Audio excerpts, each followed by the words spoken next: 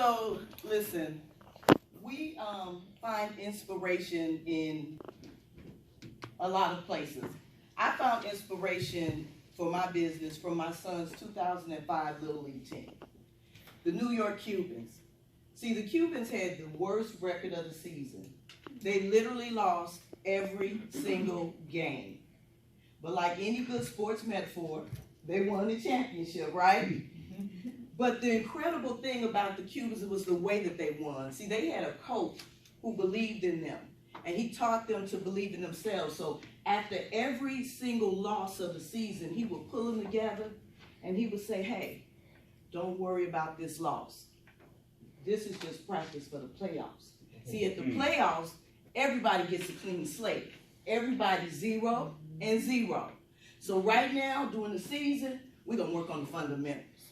So they learn to run, to catch, to pitch, to hit during the season. So fast forward to the playoffs, and they had to go through the undefeated Black Yankees. 3 runs scored. The Yankees had 1, the Cubans had 2. So the Cubans win, right? But that's not the championship. So when they get to the championship game, they had to play the Cleveland Browns. And the Cleveland Browns, they were the champs for the 2 years in a row in this tournament. So now the coach pulls them back together and says, okay, everything that we've been practicing in the season, now's the time. I want you to swing and hit every ball that comes your way. Just connect.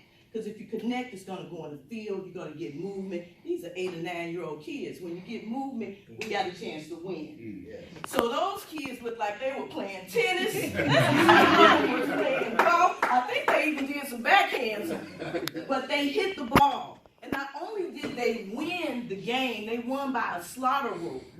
Now, for those of you who might not know what a slaughter rule is, it's what they put in Little League Baseball when one team is beating another team so badly that it's impossible for them to come back and win, but they want the kids to walk off with some dignity. So the Cubans win, and the reason that's important to us, because I'm going to venture to guess that it's some of you out here like me, that the first season of your life you worked for somebody else. You had to help build their business, but we were learning the fundamentals. See, you learned how to do bookkeeping. You learned how to treat customers. You learned how to manage people and projects. You learned how to come up with a solution when there was no solution for somebody else's business. But that's okay.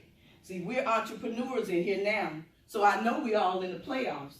Now it's time to play to win. All the things that you learned in that first season, now it's time to put them in play. You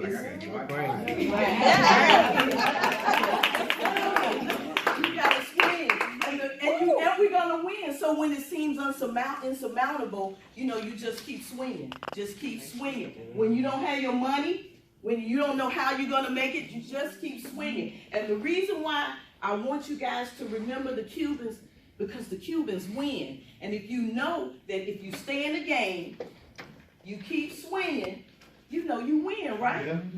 So I'll tell you about myself and I'll answer your questions. But if you forget everything we talked about today, I want you to remember the Cubans.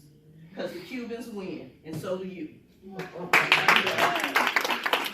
So my name, as he mentioned, is Catherine Jackson, and I'm the owner of Deja Hue. And Deja Hue, if we can paint it, so can you. If you haven't figured out by now, you got to have a way to make people remember who you are. I started Deja Hue in 2015, and I took